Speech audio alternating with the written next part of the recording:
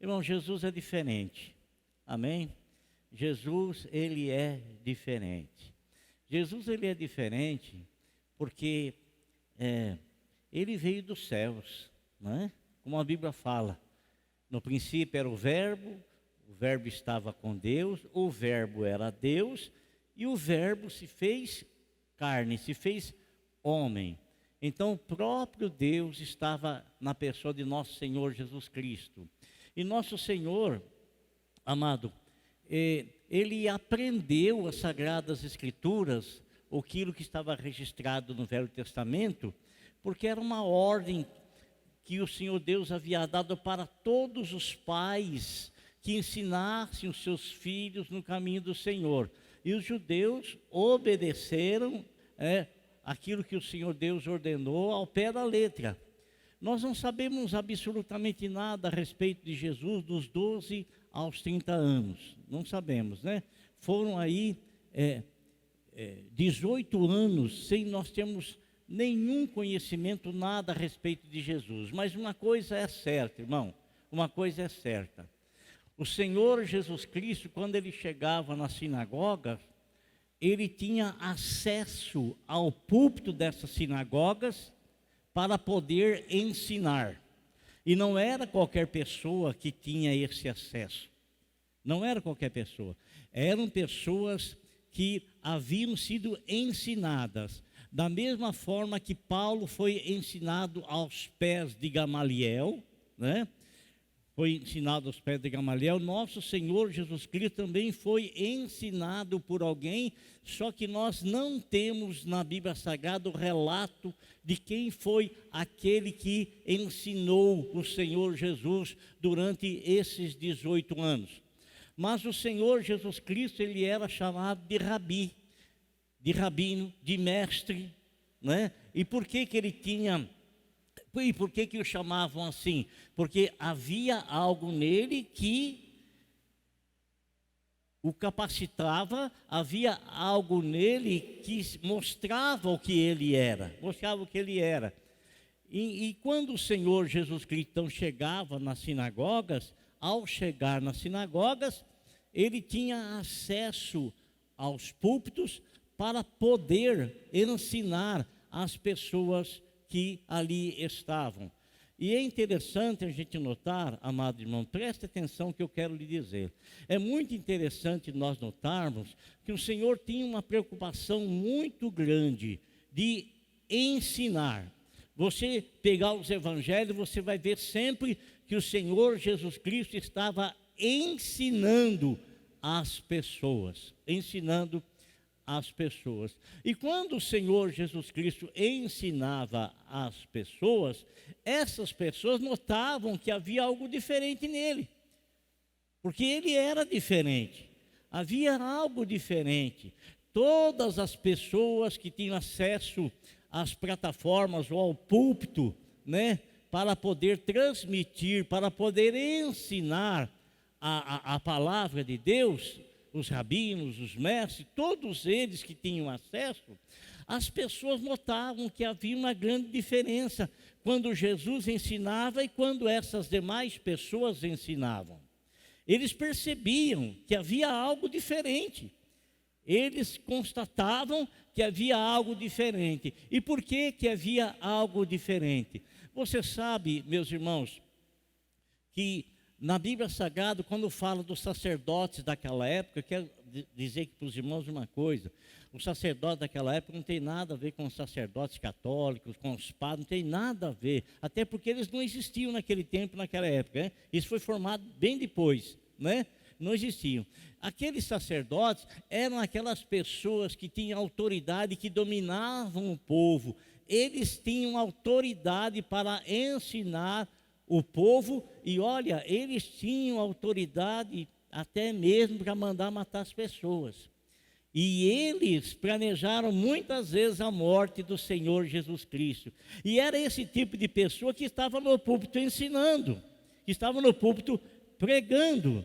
Era esse tipo de pessoa que estava ensinando as pessoas. Então, eram pessoas que estavam ali e que ensinavam, usando uma autoridade, só que aquilo que eles ensinavam, quando eram colocados lado a lado com os ensinamentos de Jesus, as pessoas percebiam que a palavra do Senhor era uma palavra poderosa, era uma palavra grandiosa, era uma palavra assim que sacudia o coração e a alma das pessoas, diferentemente dos demais que ensinavam, que pregavam sobre os domínios desse sumo sacerdote que mandavam nos demais.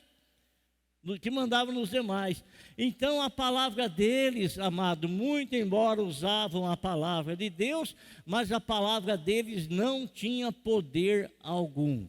Então eu quero ler com você, aqui no livro de Marcos, no capítulo de número 6, versículo 1 e 2. 6, 1 e 2.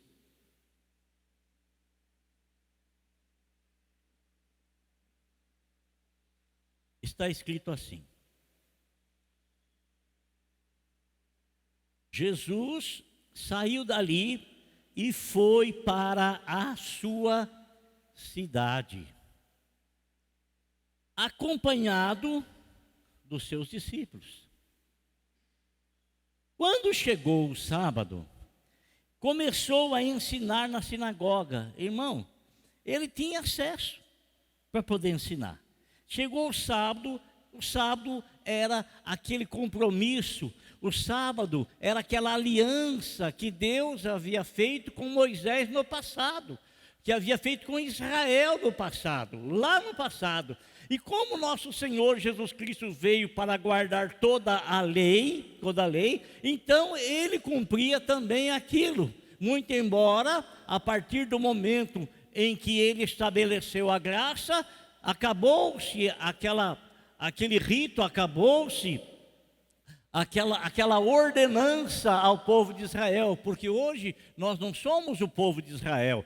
Hoje nós somos o quê? Somos a igreja do Senhor Jesus Cristo. Somos dentro da nova aliança, da nova e eterna aliança. Nova e eterna aliança. Então ele chegou no sábado, quando chegou o sábado, começou a ensinar na sinagoga. E muitos dos que o ouviam ficavam admirados. Então as pessoas que estavam ouvindo os ensinamentos de nosso Senhor Jesus Cristo, eles percebiam que havia alguma coisa diferente e eles ficavam admirados. E essa admiração provocou um questionamento neles. E eles perguntavam assim: mas de onde lhe vêm essas coisas? Que coisas são essas? Perguntavam eles: que sabedoria é esta que lhe foi dada? Então, eles viam que o Senhor Jesus Cristo, ele ensinava às pessoas, e eles percebiam que o ensinamento do Senhor tinha profundidade. Eles percebiam que aquilo que o Senhor Jesus Cristo falava, a palavra dele vinha com a unção. Eles percebiam que a palavra que o Senhor Jesus Cristo transmitia eram palavras vindas do próprio céus, porque o Senhor mesmo disse que aquilo que ele falava, ele não falava de si mesmo, mas ele falava como ele tinha ouvido do seu Pai. Então, a sabedoria com a qual ele transmitia, né? A sabedoria que fazia com que as pessoas ficassem admiradas. Nossa, mas de onde ele veio essa sabedoria? Então, eles comparavam os ensinamentos de Jesus com os ensinamentos dos outros escribas, dos rabinos, dos demais mestres. Eles comparavam e eles ficavam admirados de ver com que sabedoria o Senhor transmitia os ensinamentos e também os milagres que o Senhor Jesus Cristo fazia. Então eles ficavam admirados com duas coisas. Primeiro, o ensinamento, a sabedoria com a qual o Senhor Jesus Cristo falava. E as próprias pessoas diziam isso. E também eles percebiam, eles viam que o Senhor Jesus Cristo fazia muitos milagres, muitas operações. E isso trouxe admiração a eles. Irmãos, o Senhor Jesus Cristo ensinava completamente diferente das demais pessoas. E nós vamos mostrar isso para os irmãos através da Bíblia Sagrada. O Senhor Jesus Cristo, ele ensinava com compaixão, ele ensinava com amor. O coração dele, o sentimento dele era atingido pela necessidade das pessoas, pela dificuldade das pessoas. No capítulo de número 6, no versículo 34, o Senhor Jesus Cristo, ele vem e ele atraca o barco dele, e quando ele o faz, ele vê uma multidão lhe aguardando, uma multidão lhe esperando. E olha o que ele fala: quando Jesus saiu do barco e viu uma grande multidão, teve compaixão deles. Irmão, o Senhor não via apenas número, não via número, né? Ele tinha compaixão, porque quando ele olhava para as pessoas, ele via a multidão, mas ele viu o vazio da alma daquelas pessoas. Ele via o quanto o coração daquelas pessoas perdido estava.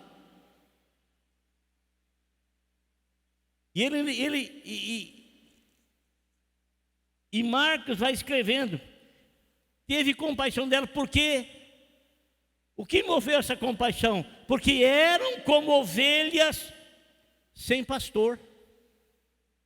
Ovelhas sem pastor. Então ele olhava aquelas pessoas e ele percebia o nível espiritual daquelas pessoas. Ele olhava para aquelas pessoas e eles sabiam, mas não tinham sacerdotes? Não tinha aqueles que ensinavam? Por que Jesus dizia que aquela multidão era a multidão que não tinha pastor? Isso é, não tinha ninguém que lhes ensinasse, que lhes orientassem legitimamente, verdadeiramente. Ele via que aquelas pessoas tinham um vazio enorme dentro da alma delas. Um vazio enorme. Um vazio enorme. Então, quando ele as viu, ele diz assim, que quando ele viu esse povo como ovelhas que não tinha pastor, o que ele fez? Então ele começou a ensinar-lhes muitas coisas. Começou a ensinar, né? Amado, o Senhor não apenas se preocupava com multidões, porque ele se deparava com essa multidão, porque essas multidões vinham atrás dele, o buscavam. E por que o buscavam? Como eu disse de princípio, porque o ensinamento dele era diferente, era acompanhado de compaixão. Não era nenhum tipo de acusação, não era nenhum tipo de jogar na cabeça, nas costas, na vida de ninguém, peso insuportáveis, como os próprios Senhor Jesus Cristo disse para aqueles sacerdotes, que eles colocavam um jugo na costa do povo, que eles mesmos não queriam carregar de forma alguma, de maneira alguma e de jeito nenhum. Mas a preocupação do Senhor, amado, também era com indivíduos, não era apenas com uma multidão, mas era com indivíduos também. Quando o Senhor estava passando por Jericó, acompanhado de uma grande multidão, né? Ele chegou até um certo ponto, e ele levantou os olhos para cima, e ele viu um indivíduo em cima de uma árvore. Aquela pessoa estava lá em cima daquela árvore, com um desejo imenso de ver quem era Jesus. Então, quando Jesus olha para as pessoas, ele nota a intenção do coração das pessoas, ele nota a disposição das pessoas, ele sabe, amado irmão, com que disposição a gente vem na casa do Senhor, ele sabe qual é a posição que ele ocupa em nosso coração, se é de preeminência, se é de primeiro lugar, ou para ele não interessa outro ponto, não interessa o segundo, não interessa o terceiro, não interessa o quarto, nem o quinto, nem o sexto. Ele tem que ser o primeiro na nossa vida. Tem que ser o primeiro na nossa vida. Então, quando ele olha para nós, Ele sabe o que é que muitas vezes toma o lugar dele na nossa vida. O que é que nós valorizamos mais do que a pessoa dele, do que a presença dele. E quando eu digo isso, não estou dizendo que muitas pessoas preferem ir no shopping center, preferem ir não sei na onde e não vir na igreja. E tem tantos outros horários para ir no shopping, tem tanto. Não estou dizendo isso. Eu estou dizendo que muitas vezes o Senhor ele é colocado de lado. Mas Ele não agiu assim conosco. Ele não agiu assim comigo, não agiu assim com você. Ele não nos colocou de lado. Muito embora Ele poderia ter feito isso. Mas Ele não nos colocou de lado. Ele não desistiu de nós. Ele não voltou atrás no concílio celestial, Pai, Filho e Espírito Santo, naquilo que foi determinado, mesmo sabendo que ele iria passar por um terrível sofrimento por causa do meu pecado e do teu pecado, mas mesmo assim, ele colocou-nos em primeiro lugar.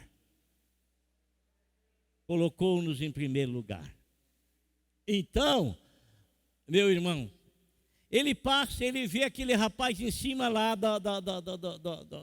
e quando o Senhor olha para ele, o Senhor sabe que ele era considerado por muitos como um traidor. Ele era mal falado. Ele não era uma pessoa que tinha o apoio da sociedade, não era. Ele era uma pessoa desprezada. Ele era chamado de ladrão, de mentiroso, de traidor da pátria, de enganador. Mas quando o Senhor olhou para ele, amado, o Senhor, ele viu tudo isso, mas o Senhor não apontou absolutamente nada disso na vida dele. Por quê? Porque o Senhor viu no coração dele o desejo de conhecê-lo, o desejo de saber quem era Jesus, o desejo de ter um encontro com o Senhor, um desejo tanto que o Senhor próprio chamou que ele era um filho na fé, um filho de Abraão também. Chamou.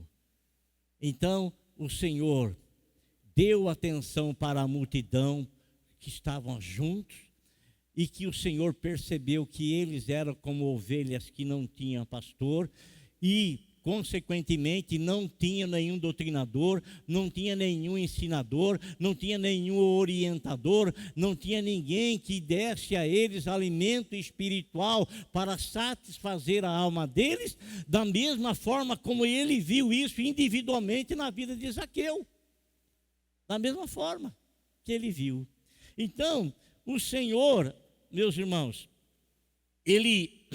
quando Zaqueu se converte, o que ele fala? Pois o Filho do Homem veio buscar e salvar o que estava perdido. Lucas no capítulo 10, 19, versículo 10. O Senhor, ele vê a necessidade das pessoas. No capítulo 11, versículo 28, 30 de Mateus, está um convite feito pelo Senhor Jesus Cristo às pessoas. Ele disse assim: venham a mim, todos os que estão cansados e sobrecarregados, e eu lhes darei descanso. Tomem sobre vocês o meu jugo e aprendam de mim, pois sou manso e humilde de coração, e vocês encontrarão descanso para as suas almas, pois o meu jugo é suave e o meu fardo é leve. Logicamente que nós usamos sempre esse versículo para chamar até a presença do Senhor as pessoas que não o conhecem. Porque é algo que o Senhor oferece no Evangelho, na pessoa dele. As pessoas estão cansadas, sobrecarregadas, mas deixa-me fazer uma pergunta. Você acha que é somente as pessoas de fora que não conhecem o Senhor que estão cansadas, estão sobrecarregadas, estão pesarosas? Ou você acha que isso não acontece comigo, não acontece com cada um de nós que pertencemos ao Senhor? Quantas vezes nós estamos cansados.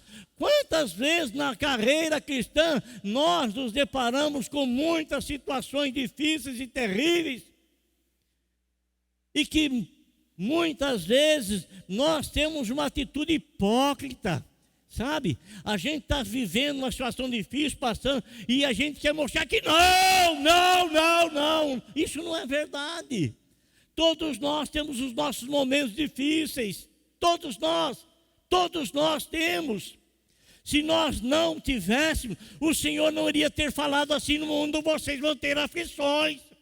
Olha, irmão, quantas aflições nós temos, e quantas vezes a gente não sente a nossa alma cansada, sendo servo de Deus, tendo pessoas que entregou a vida para o Senhor, sendo pregadores do Evangelho, sendo anunciadores. Quantas e quantas vezes a gente não sente o peso sobrecarregado sobre nós? Quantas e quantas vezes?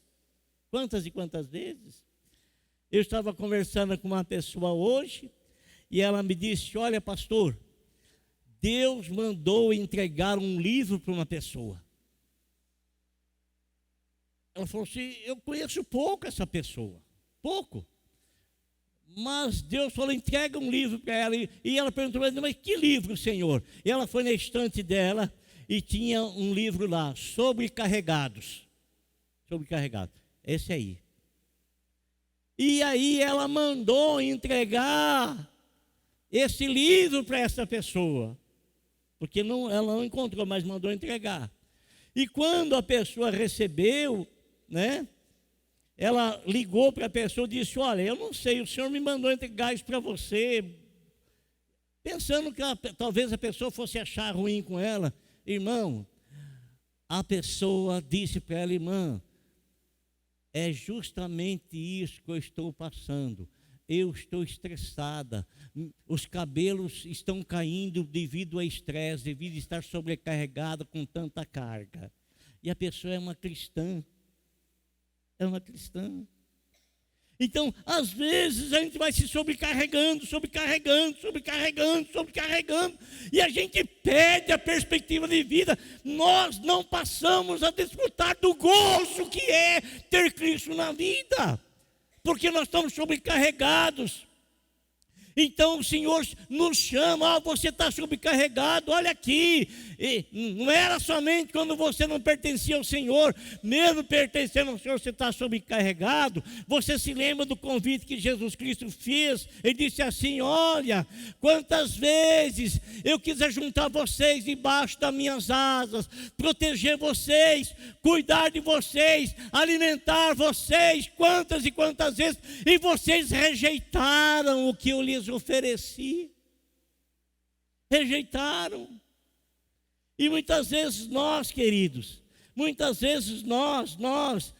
olha, quantas aflições a gente não tem, perdemos às vezes entes queridos, passamos por momentos difíceis, às vezes sofremos algum revés na vida, aí uma dificuldade, e a gente fica com a cabeça 1000 por hora, porque a gente não consegue entender e compreender o que é que aconteceu, e a gente fica desgastado, sabe? A gente fica, aí o Senhor fala: vem a mim, você é servo de Deus, vem até Ele, coloca diante dEle, deixa Ele tomar conta. Você não é super-herói, você não é Mulher Maravilha, não é. Deixa o Senhor tomar conta. Por favor, descanse nos braços eternos do Senhor. Descanse e deixe Ele tomar conta das demais coisas. E não pegue sobre a sua vida aquilo que você não pode carregar. Não fique pegando. Daqui a pouco você está estourando, está nervoso e não sabe por quê. Não sabe por quê? Está sobrecarregado. Está estressado, está estressada. Então, querido, O Senhor está fazendo um convite a nós como igreja dele. Você está cansado, sobrecarregado. Olha, eu sou o mesmo ontem, hoje, eternamente. E eu ainda continuo querendo cuidar de você. Eu ainda quero continuar cuidando da tua saúde. Eu ainda quero continuar cuidando do seu sistema nervoso. Eu ainda quero continuar cuidando dos teus sentimentos. Eu ainda quero, mas por favor, não se exagere naquilo que você pega, porque você não é supermulher e nem super-homem. Você é um ser humano. O diferente é só Jesus. O diferente é só Jesus. Só Ele. Amém? Só Ele diferente. Então, Ele chama-nos, irmãos, para entregar isso para Ele, né? E uma outra coisa, um outro sentimento que o Senhor tem é que Ele se compadece diante das necessidades humanas. Ele se compadece diante das necessidades humanas. E olha só que coisa interessante. Ele se compadece diante das necessidades humanas e a igreja é o seu representante. É aquela que o representa. Você sabe o que Tiago disse assim: olha, você diz que tem fé, mas se alguém chegar até você e dizer: olha, estou precisando de um cobertor, estou passando frio, e você tendo o seu guarda-roupa com 10, 20, 30 cobertor lá, e você nunca vai usar, vem inverno, vai inverno, você escolhe qual é que você vai passar. Tem aquele mais quente, mais leve, mais isso, tem 10 mais quente, 10 mais leve, e a pessoa vem, e você, eu vou orar por você, tá bom? Eu vou orar para Deus aquecer o teu coração, aquecer a tua alma, e está lá dentro do seu guarda-roupa o que o Senhor quer que você dê para essa pessoa. Está lá dentro do seu guarda-roupa, está lá dentro, está lá. Está lá dentro lá. Não, Deus vai providenciar uma bênção de um cobertor para você. Mas está lá dentro do seu guarda-roupa, 10, 15, 20 cobertor. Você é a igreja, você está representando Cristo. Não se esqueça, preste atenção. Amados irmãos, vocês que fizeram esse trabalho social na casa daquela irmã lá, você pode ter certeza, querido, pode ter certeza, está escrito diante do Senhor. Sabe por quê? Porque quando você faz alguma coisa para alguém e essa pessoa pode te recompensar, você vai ser recompensado, ser retribuído naquilo que você fez, e essa pessoa tem condições de retribuir. Mas quando você faz alguma coisa para alguém que não tem como retribuir e que você não espera retribuição, você pode ter certeza que essa retribuição virá do Senhor. Virá do Senhor sobre a tua vida. Virá do Senhor sobre a tua vida. Então, o Senhor, Ele está aqui dizendo que o Senhor se compadece dando as necessidades humanas. Foi o que Ele sentiu ao ver a multidão estava ali por causa dele, estavam perto dele, ficaram 1 dia, 2 dias, 3 dias perto dele. Esse povo não tinha como ir embora, não podia ir embora, e não tinha ninguém ali que teve a concepção, a ideia, não, eu vou lá ouvir esse homem falar, e eu sei que ele não fala pouco. E eu sei também que quando ele começa a falar, ninguém tem vontade de ir embora. Eu sei que quando ele começa a falar, o povo quer chegar perto dele, mais perto dele, mais perto dele, porque o povo se sente alimentado, abençoado. O povo tem desejo, gosta de permanecer na presença dele, gosta de estar na presença dele. Então, um rapazinho fala: eu vou levar uns pãezinhos para mim lá. Prudência, prudência, prudência, prudência. Amém, irmãos? Prudência. Ninguém teve a sua atenção chamada por Deus por ser uma pessoa prudente. Teve a atenção chamada por ser imprudente. Imprudente. Por quê? Porque não está imitando Deus. Deus não é imprudente. ele é prudente. E ele nos ensinou que o homem prudente, viu, Larinha? O homem prudente, sabe o que o homem fez? Sabe? Sabe o que o homem fez? Tirou o óculos. Coçou a orelha, o olho. O homem prudente, sabe o que ele fez, irmão? Ele foi fazer a casa dele. Mas ele não imitou as demais pessoas que estavam construindo. Não. Ele foi uma pessoa, peraí, eu vou colocar minha família para morar aqui nessa casa e eu não vou fazer uma casa bem alicerçada? Não vou ter medo de gastar no alicerce, se é o alicerce que dá sustentação à casa? Não. E ele trabalhou, cavou fundo, né? Igual quando o Adão faz lá, o Adão faz, irmão, o Adão faz lá os prédios lá, né? O Adão, cava lá fundo, bate estaca, bota aquela broca lá para ferro, pedra, areia, cimento, está lá. O alicerce, o sustentáculo da casa. Eu vou colocar a minha família dentro dela. Eu tenho que ser prudente. Eu tenho que ser prudente. O que ele fez? Ele cavou o fundo. Eu nunca ouvi que dá tempestade aqui, mas eu estudei aqui o local, estudei o lugar aqui, sabe? Estudei o lugar. E aqui pode acontecer no amanhã. Então, para eu não ser pego de surpresa, então, mesmo que eu não tenha visto nada, mas eu vou fazer uma coisa prudentemente.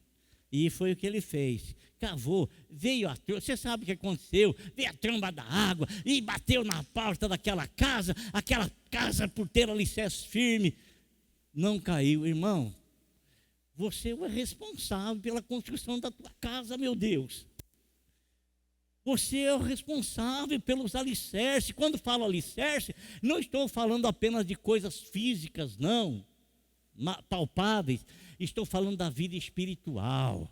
Estou falando das coisas que você pode realizar, fazer, sabe? Realizar, fazer, coisa que hoje você pode não dar atenção, mas amanhã pode puxar a tua cabeça, pode puxar o teu nariz, pode puxar a tua orelha, pode fazer coisas com você que você não deseja. Não deseja. Então, o Senhor, Ele é uma pessoa prudente. E o menino, não sei se ele tinha 5, 10, 15, 20 anos, talvez uns 15 anos, vamos colocar aí uns 15 anos, e o menino foi com aquele borná dele, sabe aquele borná? Né? Levou o borná, levou 5 pães ali dentro, e uns 2 peixinhos lá dentro do borná, levou lá, estava lá. Né? E quando o povo começou a sentir fome, o Senhor se sentiu responsável por eles, porque eles estavam ali por causa do Senhor. Estavam ali por causa do Senhor, do Senhor.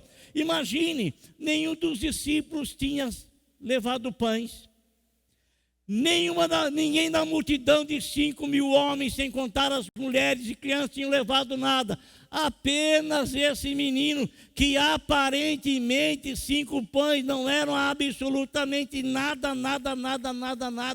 Mas louvado seja Deus pela prudência daquele menino, e que muitos dizem ser uma inspiração do Espírito Santo, que providenciou naquele momento, que tocou no coração daquele menino quando ele foi sair de casa, que o Espírito Santo o usou e fez com que ele levasse lá coisas que seriam usadas por Deus. Coisas que seriam usadas por Deus. O que aconteceu? O Senhor pegou os pães, multiplicou, todo mundo comeu. O Senhor não queria que ninguém saísse da presença dele com fome ou passando fome. Eu nunca vi um justo desamparado e nem a sua descendência mendigar o pão. Amém? Glória a Deus. Então, amado, nós vemos aqui que o Senhor Jesus, ele contou também uma passagem, sabe? Uma passagem aonde o rapaz estava descendo de Jerusalém para Samaria. Jerusalém é a capital espiritual. Samaria é o local, é o lugar aonde vivia o povo que não era uma raça pura dos judeus, mas era um povo que foi formado de casais, homem judeu e mulher não judeu, mulher judia e homem não judeu. Então formou uma raça chamada raça impura, que era desprezada pelos judeus. E um homem descendo, ele foi apanhado por salteadores e bateram nele, roubaram nele, deixaram-no machucado, estendido ao chão. E a Bíblia nos fala que veio um sacerdote, e o sacerdote passou, e o sacerdote olhou assim, viu que ninguém estava vendo, ninguém estava perto, nem vi o homem cair, nem vi. Aí veio o levita não era um cantor, o levita era alguém da tribo de Levi, que ministravam na sinagoga, no templo. Ele também passa ali, e ele olha aquele homem, e dá uma olhada para cá, não tem ninguém vendo, também não vi, e foi embora, né? Agora veio um samaritano, um camarada que era considerado impuro, uma pessoa que era desprezada pela nação puritana dos judeus. Chega ali, esse homem olha para aquele que estava caído, e esse homem sente compaixão. Nosso Senhor Jesus Cristo, amados irmãos, ele foi ofendido. Os judeus disseram para ele que ele expulsava demônio por bois de Beuzebu, o príncipe maioral dos demônios. Falaram coisas horrorosas dele, horrorosas. Mas ele nunca deixou uma pessoa que dele precisou ou necessitou desamparada. Nunca deixou. Nunca passou ao longe, nunca passou ao largo. Ele sempre se aproximou e ele sempre providenciou o que era necessário para ajudar e para abençoar essas pessoas. E esse é o trabalho ensinado pelo Mestre a nós que somos a sua igreja, que somos o corpo, que somos a continuidade da pessoa dele. Ele ensinava as multidões, ensinava como ensinou lá em Marcos 6,34, ensinando as multidões, assim também como ele ensinou aquela dupla que descendo estava para Emaús, que eram uns 10, um pouco mais quilômetros, talvez 12, 13, né? Não sabe, não era exatamente a 10 quilômetros, né?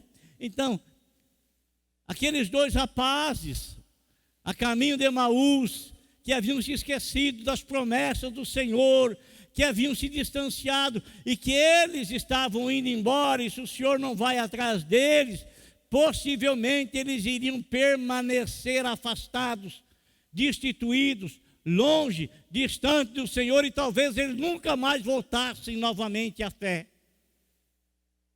Nunca mais. Mas o Senhor Jesus Cristo disse algo, certa ocasião, eu quero que você guarde isso, mas que você não use isso como uma desculpa. O Senhor disse: Pai, de todos aqueles que o Senhor me deu, nenhum deles se perdeu. De todos aqueles que o Senhor me deu, nenhum deles se perdeu. Lembra que guarda o que eu vou dizer para você agora, porque eu vou repetir para você o que a palavra de Deus fala. Nosso Senhor Jesus Cristo disse: ninguém vem a mim, ninguém vem na minha mão, sem que o Pai o traga. Está entendendo? Pai de todos aqueles que o Senhor me deu, nenhum deles se perdeu. Nenhum.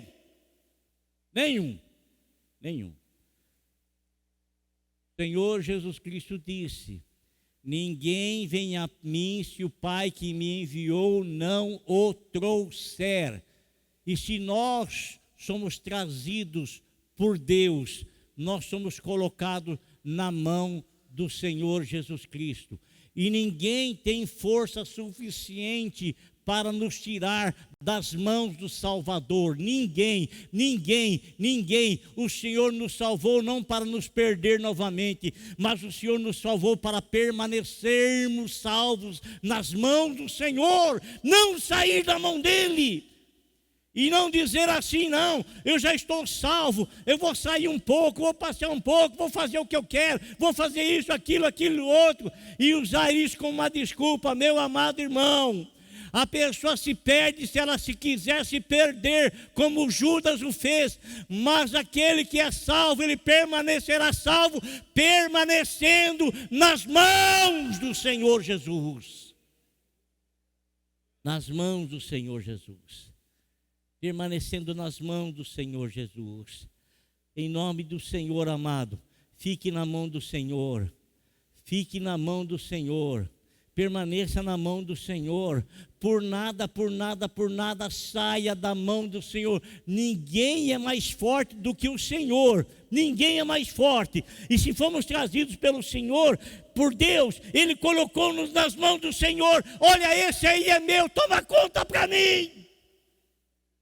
Guarda ele para mim, protege ele para mim.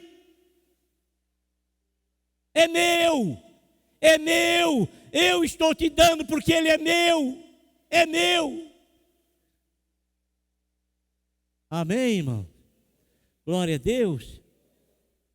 Então, nós vemos aqui o Senhor ensinando aqueles dois que estavam indo lá o caminho de Emaús. Eu tenho que fazer vocês lembrar das coisas que vocês esqueceram. E quantas vezes o Senhor não tem que fazer isso com a gente? Tem que fazer a gente lembrar das coisas que Ele nos prometeu. Ele não havia dito para eles: olha, é o seguinte, vão me entregar, vão me prender, vão me matar, vão me sepultar, mas eu vou ressuscitar. Guarda isso, não perca isso, não permita que isso seja tirado da tua mente. E eles estão indo embora e se esqueceram disso. Não esqueça do que o Senhor tem falado. Traga sempre à tua memória aquilo que lhe traz esperança, as boas novas que vêm, que emanam do alto céu para a sua vida. Amém? Vem do alto céu. Nós vamos encerrar aqui, tá bem?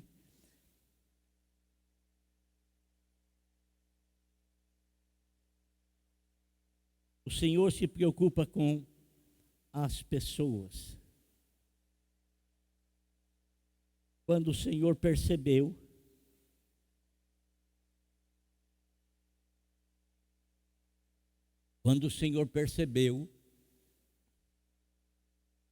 a preocupação de André, irmão de Pedro, quando o Senhor percebeu a preocupação de Filipe, essa preocupação veio dessa multidão que nós estamos falando, essa multidão que estava ali há dias com ele, e disseram para o Senhor: Senhor, o Senhor tem que despedir esse povo para ir embora, porque o povo está com fome. Aí o que o Senhor fala para ele? Dê vocês de comer para eles.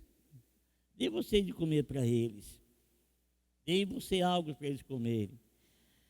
Mas em Mateus 6, 25 e 34, o Senhor Jesus Cristo está falando que o Pai Celestial sabe do que vocês precisam.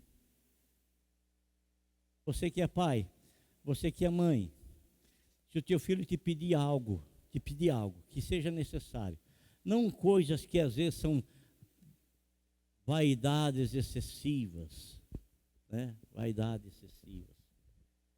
Mas se você que é um pai e vê o teu filho com necessidade, e você tem em tuas mãos a condição de suprir essa necessidade, você não vai fazer isso? Vai fazer, eu vou fazer, você pai vai fazer, você já fez muitas vezes, vai fazer.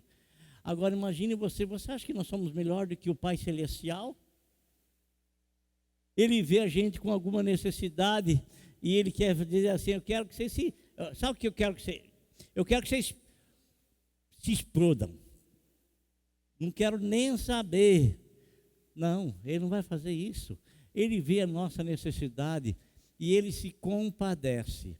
E dentro da sua compaixão, então, Ele promete suprir cada uma das nossas necessidades. Cada uma das nossas necessidades. Ele se compromete com isso. Ele se compromete.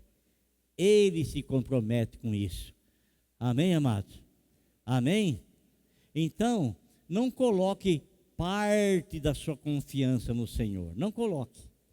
Mas coloque inteiramente a sua confiança no Senhor. Se você, sendo homem, supre a necessidade dos teus filhos com o maior prazer, com a maior alegria, e você acha que Ele, como Pai Celestial, você acha que você é melhor do que Ele? Eu acho que eu sou melhor que Ele? De jeito nenhum. Muito mais Ele o fará em favor de nós, seus filhos. Amém? Glória a Deus. Então, amado irmão, o Pai Celestial sabe do que vocês precisam e Ele cuidará, zelará e providenciará tudo o que é necessário para você estar na presença dEle, tendo as suas necessidades supridas em nome de Jesus. Venham a mim todos vós que estáis cansados, oprimidos, sobrecarregados, e eu vou aliviá-los. Tomai sobre vocês o meu jugo e aprendam de mim, que sou manso e humilde de coração, e então vocês vão descansar, vocês vão descansar, vocês vão descansar na presença do Mestre.